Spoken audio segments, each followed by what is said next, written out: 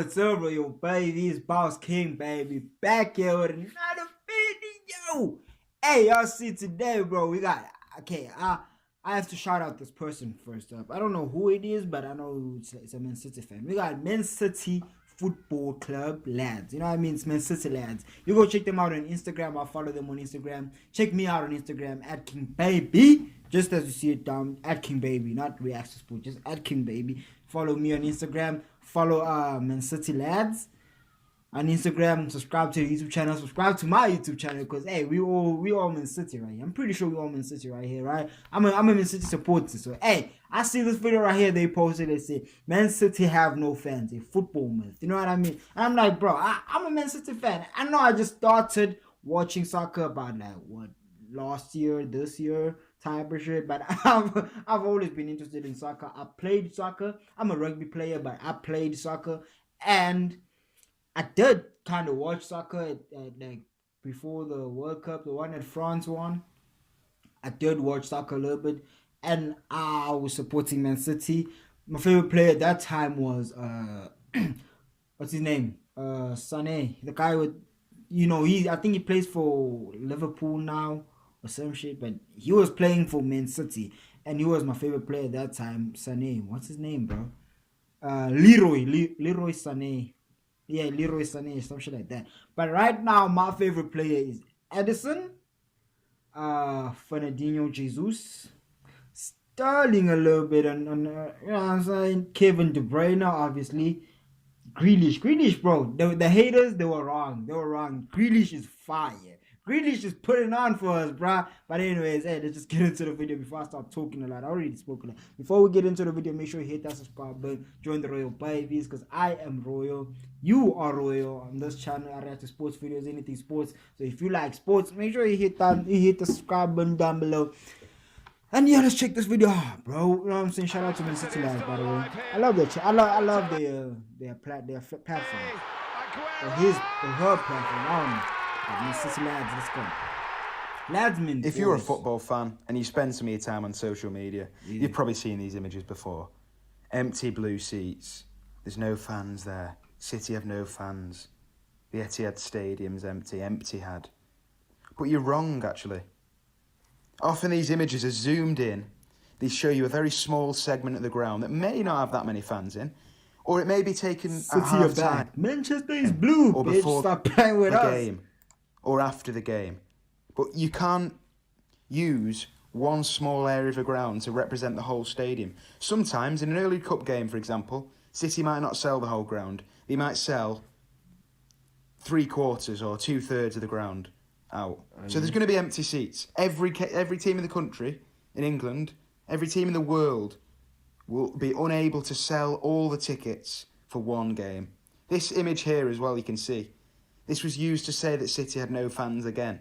But the away end in this ground was still there because the police had asked for the away fans to stay locked into the ground for a period of time just to keep the home fans and the away fans away from each other temporarily.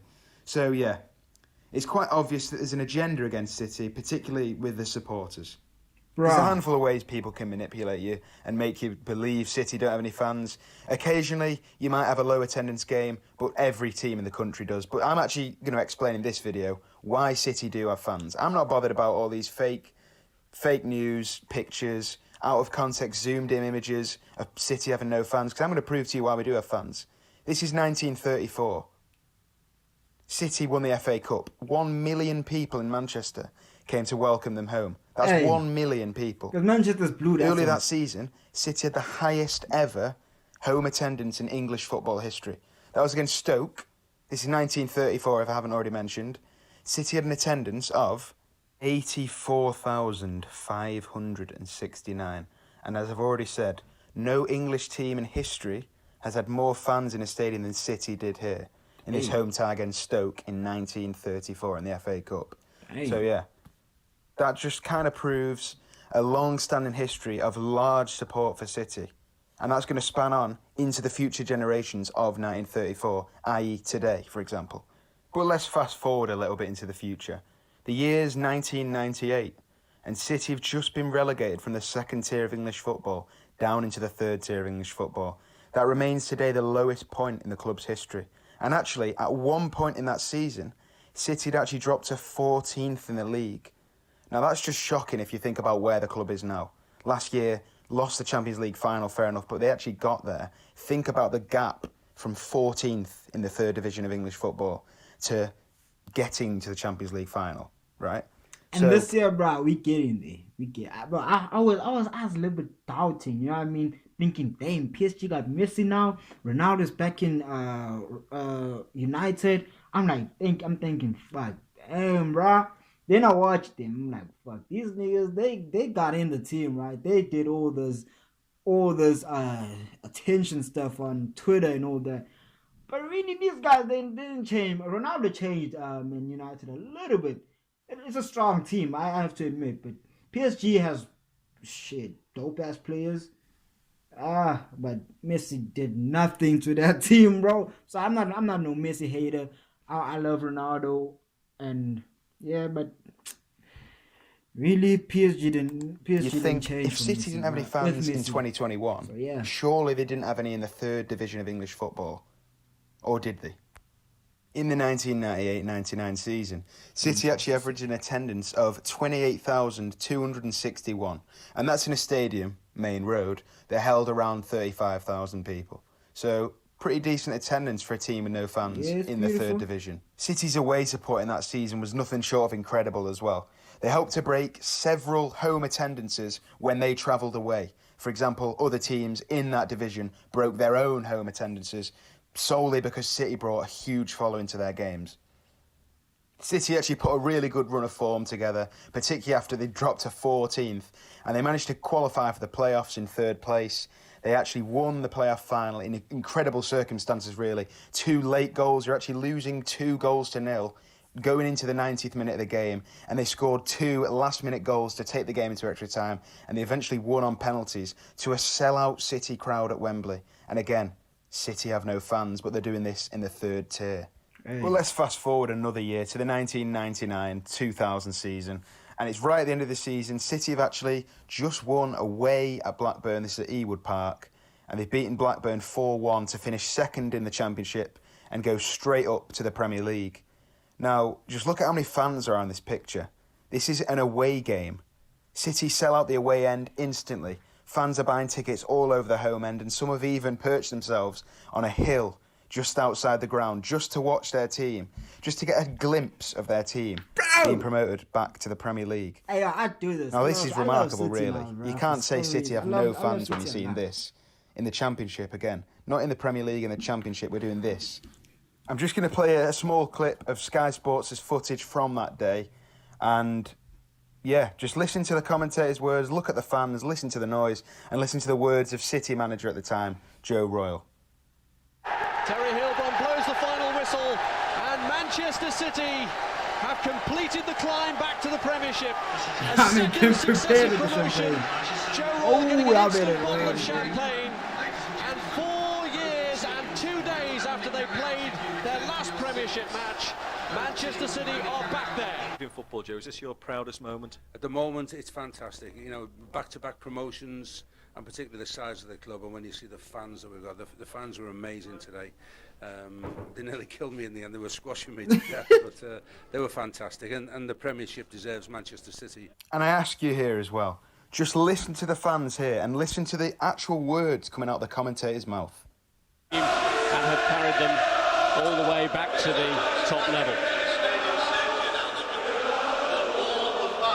Delighted expression. I live in South Africa. I'm a South African. Bro, when I get the bag, bro, and I can travel, I'm telling you, right? Obviously, I can't be traveling to United Kingdom for every game, so I have to travel every time we get to the semi-final, final, quarter-final type of shit. So every time that happens, I'm there, bro. I'm there. All of the faces. I'm telling you, bro. And players have had a unique bond. Just like how Jack Harlow is advocating for Chelsea on his Instagram, you can see Jack Harlow as a Chelsea fan. I'll be there for Man City. He's a fiction writer, isn't he, in his spare time? And he and his teammates have just written a very happy ending to Manchester City's season. What a support this club's got. What a support. You know, when they were down there, they still had, what, 28,000?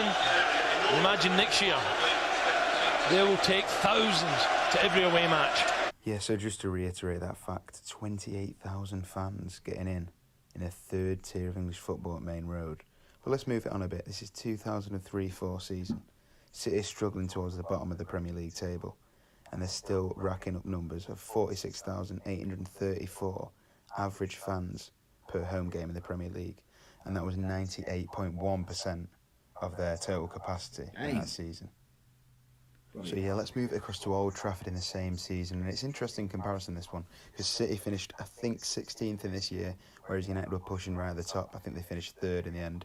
But yeah, United managed 66,607 fans on average in that season, and that was 99.1% of the capacity. That's pretty decent, similar to City's, both very full in this season. Let's kick it on a bit now, because this is the 2019-20 season. This is the last season that was actually data available on transfermarket.com. But yeah, City had obviously a larger ground by this point, so did United. So yeah, quite easy to compare. But City had on average 54,219 fans in the ground, and that was 98.6% of the total capacity for the Etihad. Bro, y'all better stop playing with us. The same year, United had on average 72,710 fans in per game, and that was only 96% of the total capacity of the ground. So, you know, at this point, City have got a slightly better average attendance on percentage. So where does this myth come from? Is this just an agenda against Manchester City? Maybe. Is it jealousy? Maybe.